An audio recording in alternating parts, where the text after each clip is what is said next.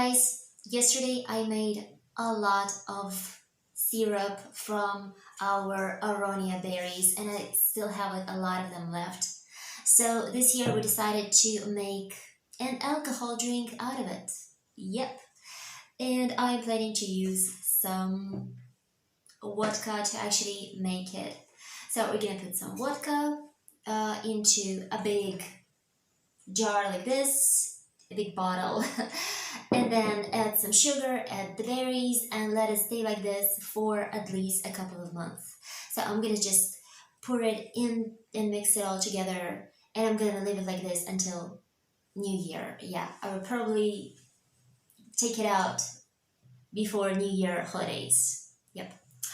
I can say that this is really typical for Russia to make drinks with vodka of this kind. You just take some vodka, you add berries, you add a little bit of sugar. You can even add horseradish into this or red hot chili peppers, and you will get an absolutely different drink because all the flavors from the berries, from the horseradish, will be absorbed, it will get into the drink and you will get an absolutely different product in the end. So let me show you how I usually do this. We will need to take a big, bottle, maybe like this. Just take any one you have, and we will pour in 1 liter of vodka and 1.5 glass of sugar. So let's do that first. And then we'll add the berries, as much as we will be able to fit into the bottle. By the way, I know that these berries in Russia are called black-berried rowan, but throughout the world it is called Aronia, and I know that these berries grow almost everywhere. They definitely grow in Europe and in Asia, so I guess if you have a desire, you can also make this type of drink in your country. So okay, let's mix the whole thing up.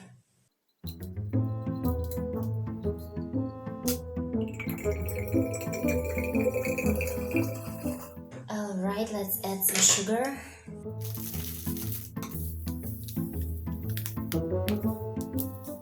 Half a glass. And then 1 more glass.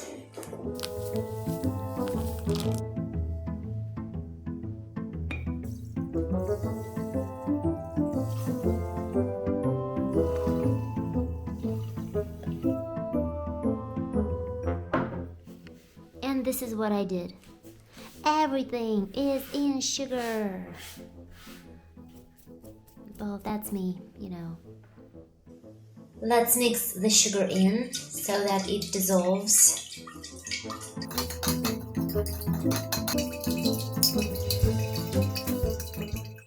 Now I don't really want to wait until it dissolves completely, and it doesn't really matter because from time to time I will be taking my bottle and I will shake it a little bit for everything to dissolve better, so it doesn't really matter.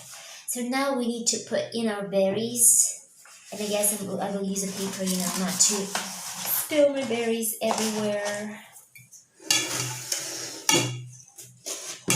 Now I'm afraid I'm gonna... Okay, let's just do it like this. Berries are cleaned and dried.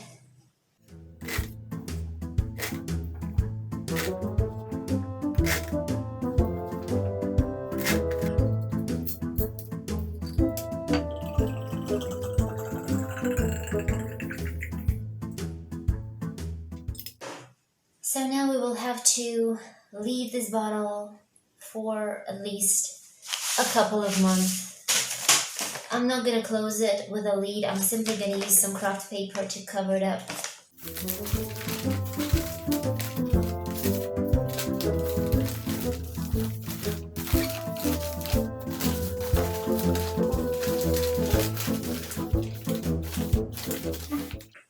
And I will simply put it on the shelf or somewhere where I won't break it. I don't need to put this in the fridge or anywhere else like this. I would just simply have to let it stay somewhere in the room temperature. By the way, I have a very funny story happened to me, in connection with making this drink. Thing is that it happened 2 years ago, I think, maybe more. I don't remember.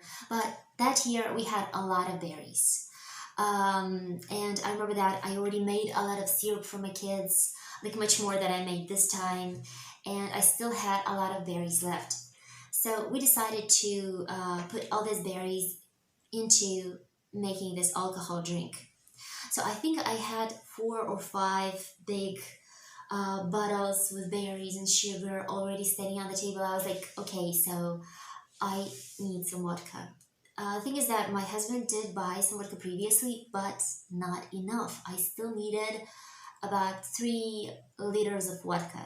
So it's early morning, my husband is at work, and I thought, okay, so I still need some more, I have to finish the process, I have to put the bottles away. So I decided to go and buy it myself. So it's 8 in the morning, my kids are in school, and I'm like, I'm in the local supermarket buying myself some vodka.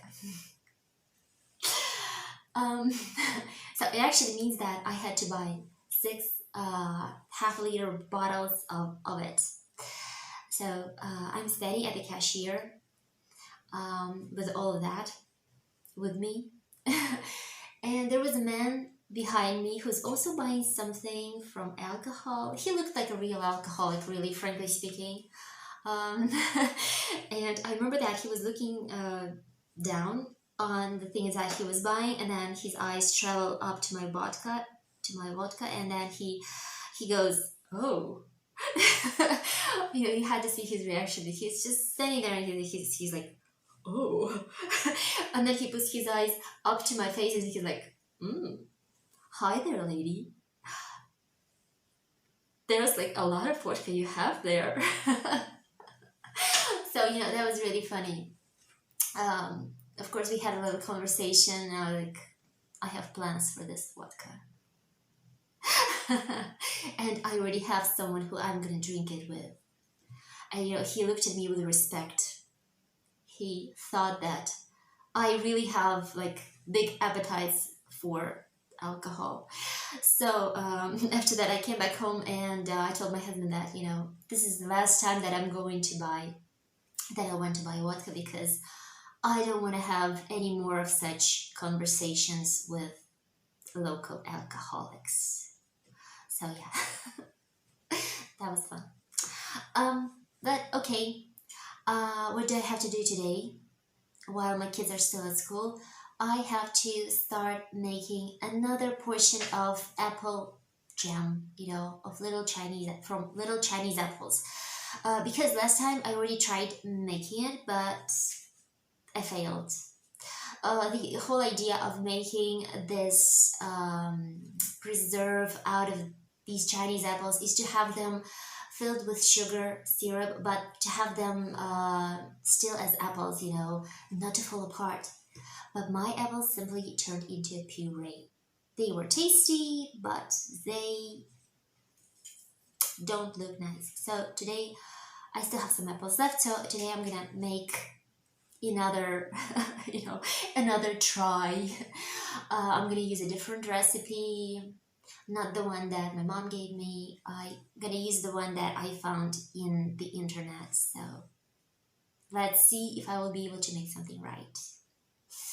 I will need to take each apple and cut out this part at the bottom. This one doesn't look nice. We're only leaving the perfect apples. This is not a really fast process. This one is also bad. So I'm checking all the apples twice.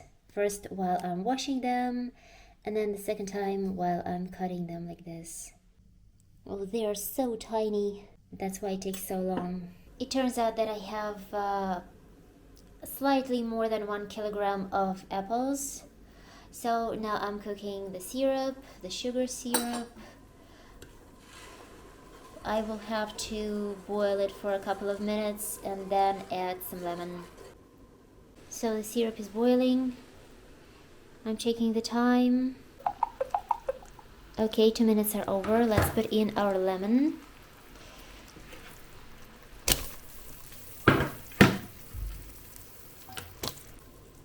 So far, it looks pretty nice. So now I think the syrup is ready. I've put it on the cold side of the stove, and now I need to put in the apples.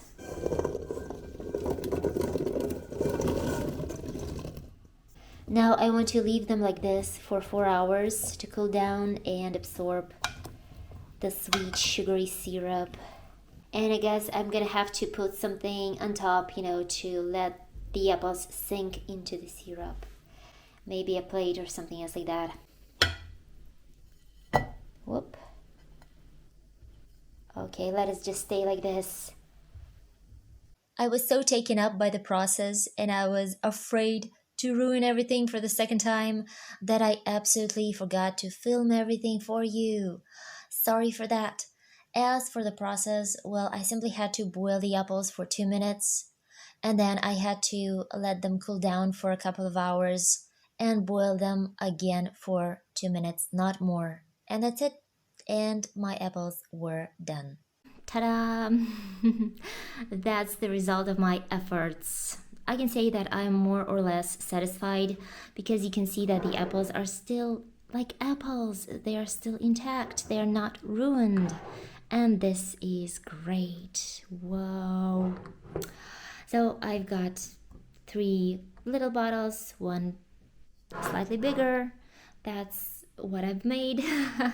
And if you wondered about the previous one that I ruined, well, that's the previous one. And yes, the apples simply turned into a puree, which is really not good. And I'm not sure how we're gonna eat this because of course the apples weren't peeled. They have the seeds and everything together in this. So I guess I'm gonna use this thing, to squeeze it through and then eat it because it still tastes pretty good. Only you can't eat it right away because of the seeds. Yep. And as for these, Teacher's Day is coming soon, so I'm planning to give 2 bottles to both of my kids' teachers. So I guess I will decorate the bottles. I want to decorate them somehow like this, maybe using a piece of cloth like this with a ribbon. I have a few ribbons over here. I'll choose something that goes better. I have some lace, so I do want to make something nice. So that's how I managed to decorate my 2 bottles. I'm not sure this is really nice, but that's all I could think of. Something simple but nice.